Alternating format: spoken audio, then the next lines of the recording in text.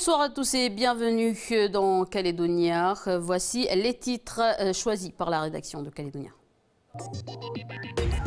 Suite à l'accident de l'ULM qui a fait 2 morts hier au large d'Unjo, les survols de plus en plus récurrents dérangent la population de la tribu et le fait de survoler le Trou Bleu, lieu emblématique, suscite l'inquiétude de l'un des clans propriétaires. Nous verrons pourquoi dans ce journal. 6% des femmes enceintes au pays développent le diabète gestationnel, thème au cœur de la journée provinciale du diabète à Poya. Qu'est-ce que cette maladie spécifique aux femmes enceintes? Réponse dans ce journal. C'est une première Yengen champion de Calédonie. Décision de la coque. Les joueurs de Tagawa recevront la coupe ce samedi à l'issue du match contre Horizon Pafou. Chacun sa façon de se préparer pour les épreuves. Les élèves du lycée d'Okamo décident de réviser les cours de littérature dans la cour de leur établissement. C'est la suite de notre feuilleton consacré aux coulisses des examens. Je vous le disais, suite à l'accident de l'ULM qui a fait 2 morts hier au large d'Unjo à Vaud, l'appareil survolé le Trou Bleu et la légende de ce lieu a attiré notre attention. Et si nous avons choisi de ne pas dévoiler cette histoire qui appartient au clan propriétaire de la tribu d'Unjo, l'un de ses membres nous explique pourquoi il ne faut pas passer au-dessus de l'aquarium et que l'activité dans la zone dérange ces lieux restés autrefois silencieux. Écoutons Henri Kamen du clan Khamen au micro d'Anissa Toussi. Je vois toujours des avions qui passent, qui font passer la visite pour voir.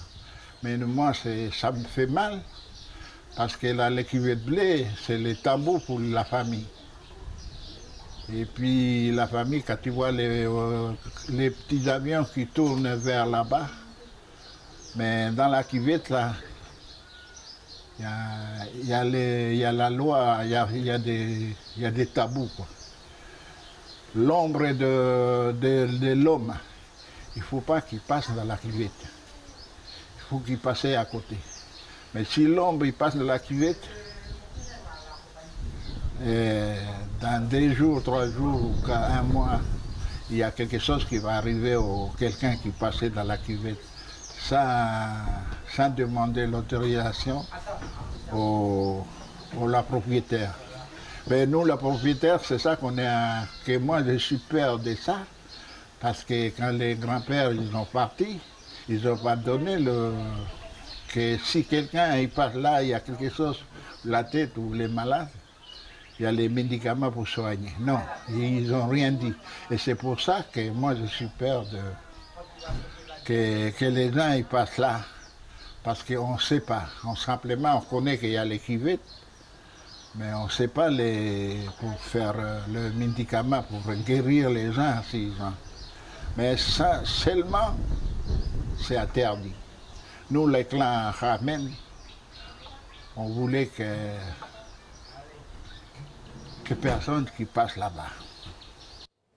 Le Trou Bleu, le cœur de Vaud, les plages, le paysage calédonien attire et voir ce beau spectacle du ciel, que de bonheur. Et si dans les années 80 l'activité a augmenté, aujourd'hui elle a littéralement explosé. Les explications d'Anissa Toussi.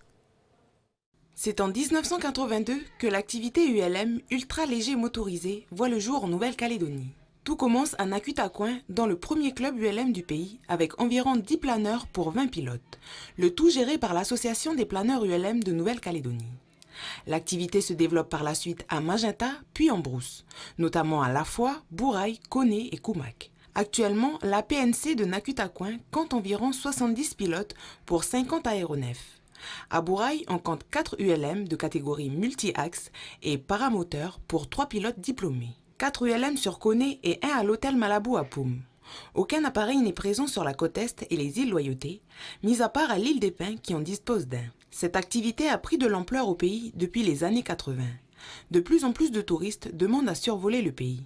Face à cette demande, l'Association des planeurs du pays reçoit régulièrement des personnes désireuses de se former au pilotage. Sachez qu'actuellement, un équipage calédonien effectue un tour du monde à bord d'un ULM.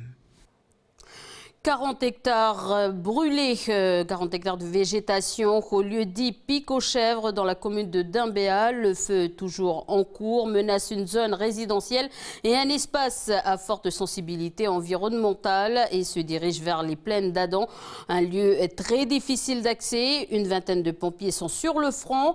Puis au nord, 190 hectares à Calagomène ont brûlé un nouveau porteur d'eau et 3 engins se sont rajoutés aux équipements déjà sur place. Voilà, et cette carte du pays, le pays reste en feu extrême, très élevé et élevé. Les feux non domestiques sont interdits dans l'ensemble du pays. Je vous le disais, 6% des femmes enceintes au pays développent le diabète gestationnel. Et ce thème est évoqué aujourd'hui dans un atelier à la journée provinciale du diabète à la tribu de Nikiliel à Poyar. Une rencontre qui a réuni près de 500 personnes. Le diabète gestationnel, qu'est-ce que c'est? Réponse dans ce reportage sans commentaire de Prosper Poigou. Bon, il y en a qui sont papas parmi vous? Non. Pas encore? Ça va arriver alors. Ça aussi. On appelle ça le diabète gestationnel, hein, parce que la maman elle est en gestation, elle attend un bébé. Mais on dit souvent diabète de grossesse. Est-ce que vous en aviez déjà entendu parler? Qu'on peut faire un diabète pendant la grossesse? Non. Ben, quand bébé fait 4,5 kg, 5 kg, on peut se dire elle a fait sûrement un diabète de grossesse. Toutes les femmes maintenant qui se font suivre, on leur fait une prise de sang à 6 mois de grossesse. On leur fait une prise de sang, elles n'ont pas mangé. On leur donne une boisson très sucrée. Elles sont écœurées, souvent à boire. Puis on regarde comment le taux de sucre il monte après ça et comment il va redescendre 1 heure après, puis 2 heures après. S'il est plus élevé que la normale, on va suivre la femme un peu plus près. Donc on va revoir comment elle mange et comment elle boit. Dans la majorité des cas, elle va suivre les conseils parce que la maman, elle veut qu'une chose, c'est que le bébé soit bien. Et le taux de sucre, il va revenir à la normale. Pour une petite partie des femmes, même en faisant ça, il y aura besoin d'ajouter un petit peu d'insuline. Une fois que bébé il va naître, le diabète, il disparaît. Le diabète de grossesse.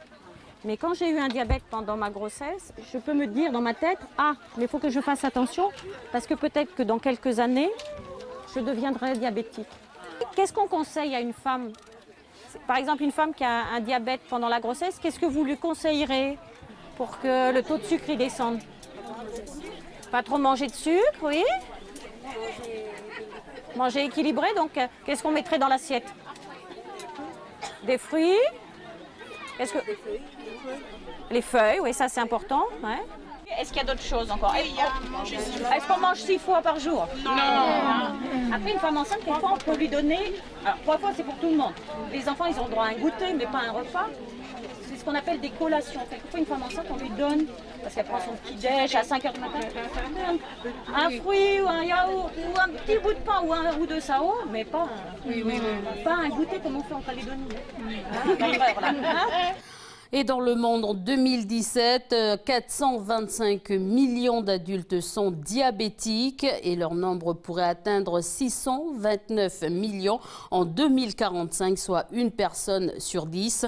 Le Monde a choisi de mettre en lumière le marché mondial d'antidiabétiques que le quotidien qualifie, je cite, de très rentable. En effet, le chiffre des ventes d'antidiabétiques dans le monde a de quoi donner le tournis. Plus de 4 500 milliards de nos francs ont été récoltés pour la seule année 2016 par les laboratoires pharmaceutiques.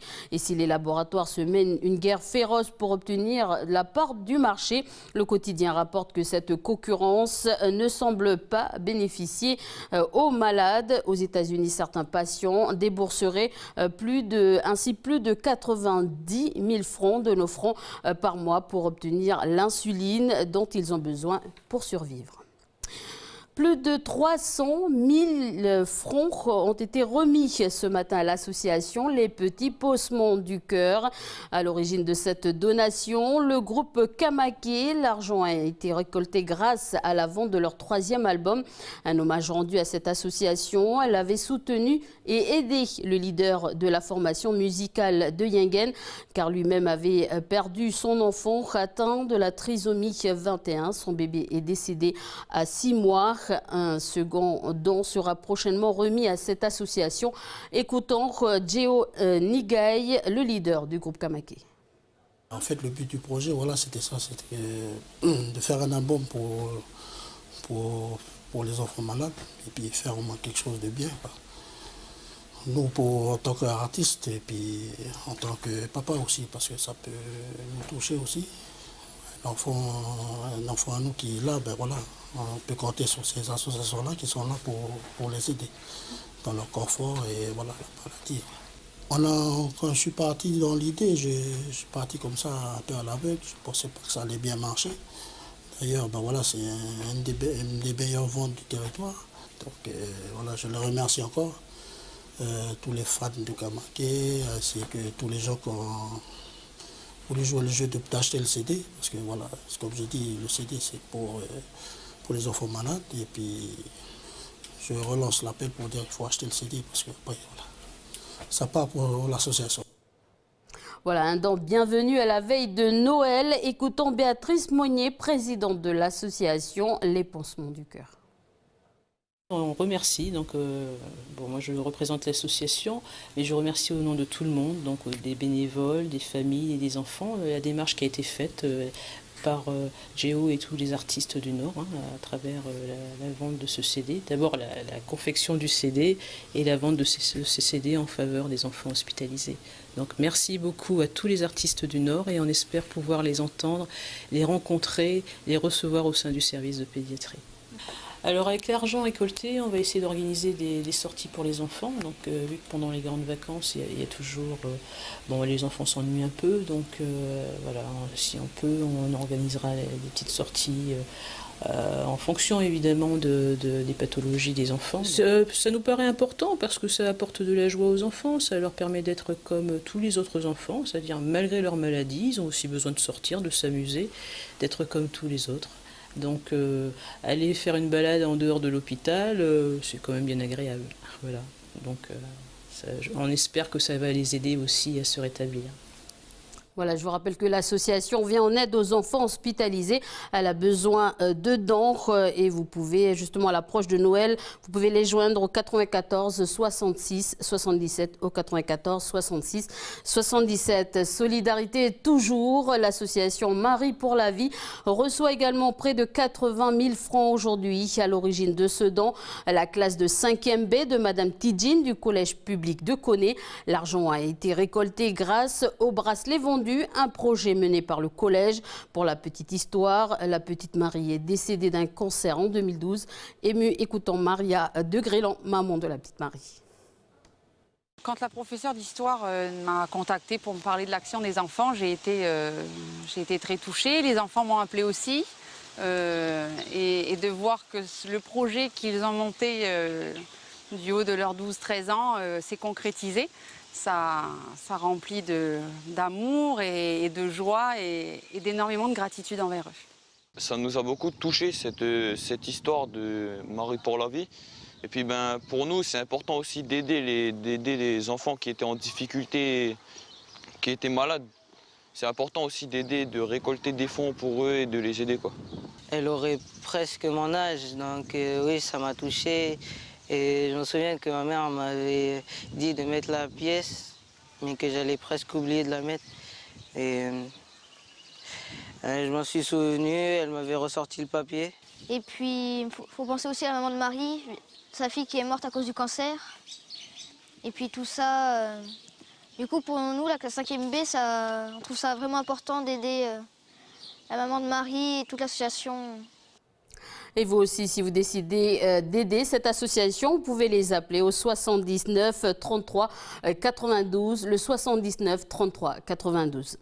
Un peu de sport, Yingen Sport est champion de Nouvelle-Calédonie 2017 avec 8 points d'avance, premier du classement.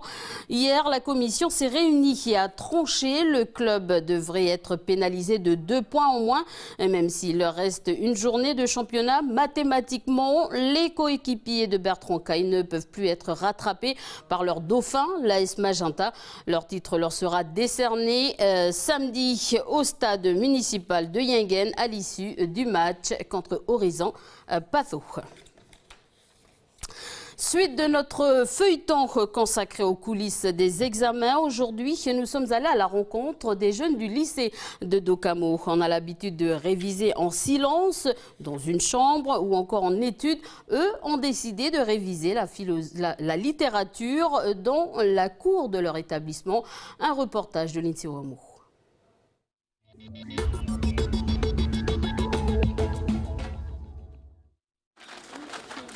Ce matin, au lycée Dokamo, ce n'est pas en classe que l'on révise, mais dehors dans la cour.